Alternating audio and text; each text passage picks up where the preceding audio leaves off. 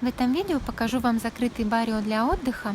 Мы с вами прогуляемся по окрестностям, полюбуемся Атлантическим океаном и полями ромашек и увидим подготовку к аргентинской свадьбе. Закрытые баррио для отдыха или для жизни обычно ограждены забором и имеют охрану, либо живую охрану, либо механическую. Это дом, в котором мы жили. Очень он мне понравился, и в нем было одно отличие от типичных аргентинских домов — это наличие фундамента. Эти дни были прохладными, и фундамент в доме дает защиту от холода. Большинство аргентинских домов стоят прямо на земле, и, честно говоря, когда я приехала в Аргентину, это меня очень удивляло. Очень удобная современная планировка кухни, могли готовить несколько человек и не мешать друг другу. Стены дома сделаны из кирпича, и кирпич дает очень приятную атмосферу. Неважно, где в России, в Аргентине, мне очень нравится кирпич. Большие окна в зале, маленькие узкие окна в коридоре, в спальне создавали очень приятную атмосферу.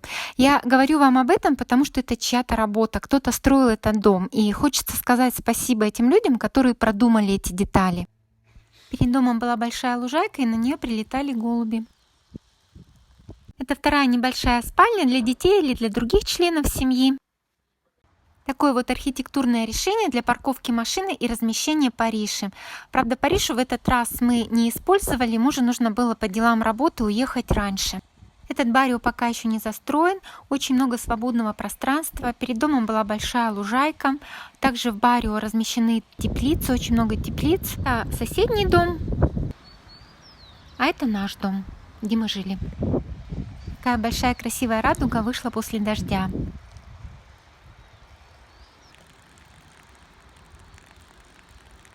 Немного прогуляемся по баррио. Как я сказала, это достаточно незастроенная территория, очень много свободного места, но в этом была своя прелесть. Это был въезд на базу, это бассейн был расположен напротив нашего дома. Как видите, в этом баррио совсем немного домов. Эти дома, я не знаю, для жильцов или для туристов, и очень много теплиц. Видимо, владельцы этого баррио так управляют землей, исходя из своих финансовых возможностей и потребностей людей. Сейчас мы с вами пойдем прогуляться на побережье Атлантического океана. Я всегда любила море, но океан впервые увидела в Аргентине. И, честно говоря, estoy enamorada de océano. Я влюблена в океан. Это мощь и сила и спокойствие вместе.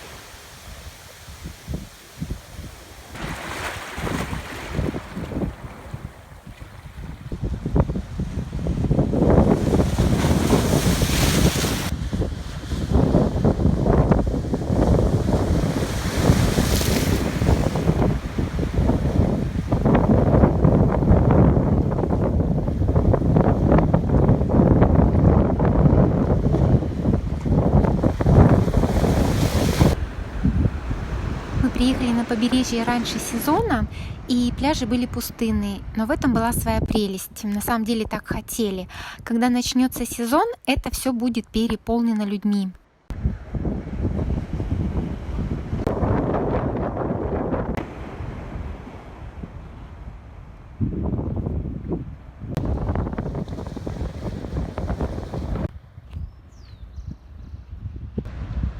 На побережье достаточно много кафе и ресторанчиков. В Аргентине это очень популярно, это часть культуры страны. Часто в будний день, поздно вечером можно увидеть переполненные кафе и рестораны. И я сделала для вас небольшие съемки, чтобы передать эту атмосферу и эту часть культуры.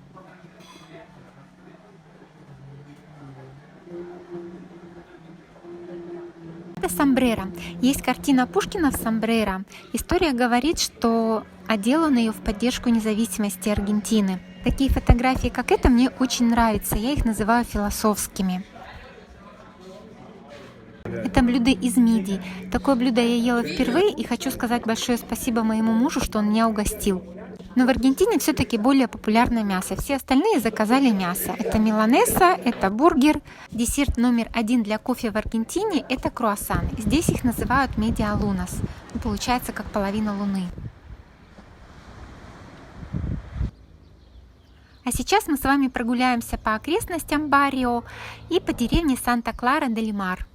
В Аргентине растет очень много хвойных пород деревьев. И вот здесь мне встретились такие красивые мохнатые деревья семейства хвойных. Искала в интернете, как они называются. То, что нашла я, это такая разновидность кипариса. Но не уверена. Если кто-то знает, напишите, пожалуйста, в комментариях. Как я говорила ранее, в Аргентине очень любят собак. Это просто вот часть жизни страны. Есть во многих семьях. И вот по дороге мне попалась такая дружелюбная семейка собак. Ну и что еще меня удивило в этом месте, это обилие ромашки. Такой традиционно русский цветок, и я не ожидала его здесь встретить.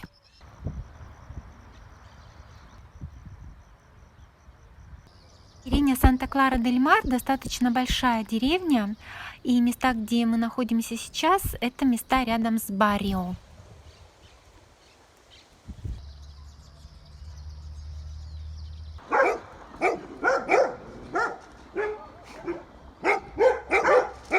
Вот встретилась такая придорожная ромашка. И мне кажется, эта разновидность ромашки является лечебной. Опять же, не уверена. Если кто-то знает, поделитесь в комментариях. Знаете, может быть, это смешно, но этот указатель улицы и этот круглый дом мне показались какими-то элементами из сказок.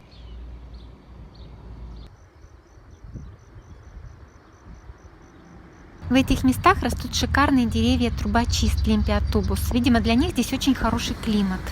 Это дерево называется параиса. Его цветы очень похожи на сирень, и запах тоже чем-то напоминает сирень.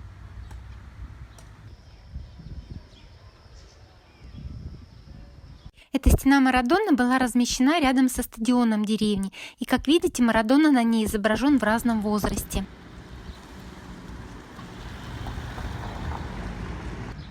И вот такой красивый дворик весь утопает в цветах.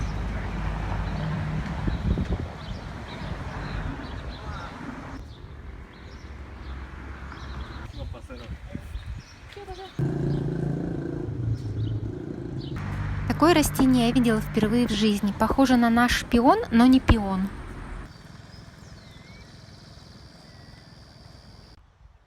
У поля вдоль дороги, огороженного решеткой, паслись лошади. И я совершила правонарушение. Я пролезла через эту решетку и сделала видео лошадей. Мои габариты мне позволили пролезть между прутьями этого ограждения.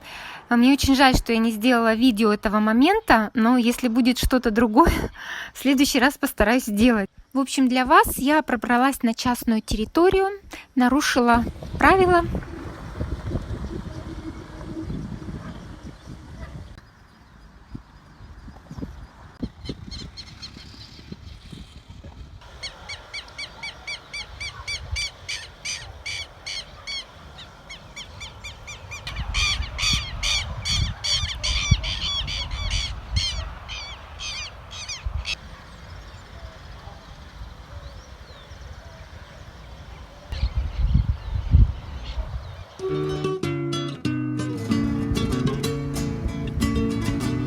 Вся эта красивая ромашка росла на том поле, где паслись лошади.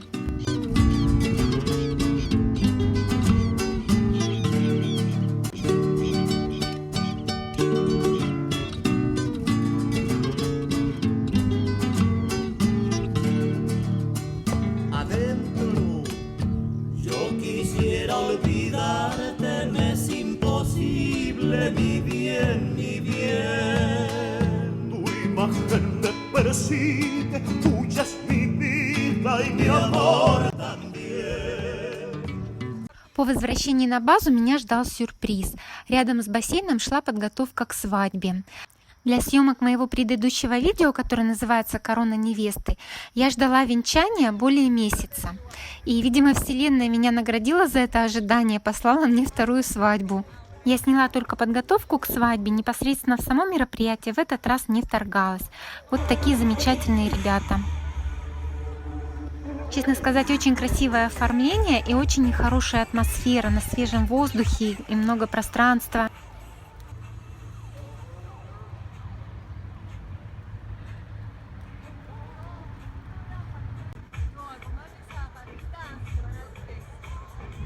¿Cuál es? Ah, eso, ¿cómo va? Ah, no, yo qué sé, 2 sillas allá, 2 allá.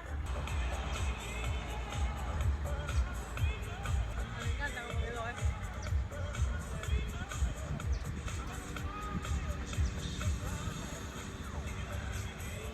Как готовили мясо и чориса, и овощи, ну, на мой взгляд, это просто произведение искусства, вот эта картинка.